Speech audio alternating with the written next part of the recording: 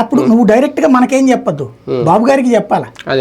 సరే ఇప్పుడు అతను ఎవరో శ్రీకాళహస్తిలో ఒక వ్యాపారస్తుడు పెట్టాడు, అయ్యా నేను ఉత్తరప్రదేశ్ నుంచి వచ్చి ఇక్కడ వ్యాపారం చేసుకుంటా, మిడి వేస్ట్ అది, ఇక్కడ నన్ను పిలిపించి నెలకు 50 లక్షలు ఇవ్వన్నారు ఎమ్మెల్యే గారు, నేను యాడ్ నుంచి డబ్బులు దాను, నెలకు 50 లక్షలు వాళ్ళకి ఇచ్చేంత వ్యాపారం కాదు నాది, అప్పటి నుంచి నన్ను వ్యాపారం చేసుకునేట్లేదు, కొట్టారు, నా ఫోన్ అది కూడా లాక్కున్నారు.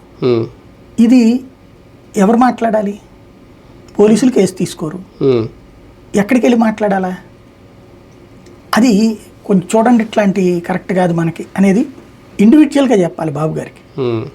కేసులు కొన్ని నోట్ చేసుకుని ఇట్లాంటి కరెక్ట్ కాదు, మనం దానివల్ల బ్యాడ్ అవుతాం అనేటటువంటిది. ఇప్పుడు లేకపోతే విగ్రహాల మీద దాడులకు వెళ్ళారు, అది కరెక్ట్ కల్చర్ కాదు.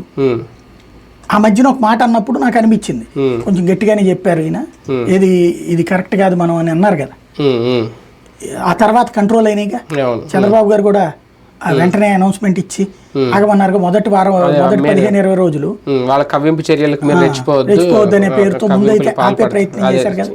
కాబట్టి అక్కడ పవన్ కళ్యాణ్ బాధ్యతాయుతమైన పాత్ర పోషించారు. అట్లాగే ఇప్పుడు ఇసుకది ఉంది చాలా, అప్పుడు అసలు మొట్టమొదటి ఇసుక గురించి జగన్మోహన్ రెడ్డి మీద రెచ్చిపోయింది పవన్ కళ్యాణ్. ఇవాళ ఇసుకది గ్రౌండ్ లెవెల్లో ఏం జరుగుతుందో తెలియదు ఆయనకి, తెలీదు అన్నారు అనుకోండి, అప్పుడు జనాలకి రేపు పొద్దునే వెళ్తుంది. అంతే కదా. ఇప్పుడు పవన్ కళ్యాణ్ గారు కూర్చుని ఏమంటే ఇది కొంచెం ఇట్లా తేడా వస్తుంది, లోకల్ నుంచి నాకున్న ఫీడ్బ్యాక్ మార్చండి, ఇట్లా మార్చండి అని సజెస్ట్ చేయగలిగేటటువంటి ఇది ఉండాలి కదా. ఇవాళ చెప్పక్కర్లా, దాన్ని మళ్ళీ జనానికి అందుబాటులోకి వచ్చాక అప్పట్లో నేను ఇట్లా చేశాను బాబు గారితో ఇట్లా ఉంది అనేటటువంటి చెయ్యాలి కదా.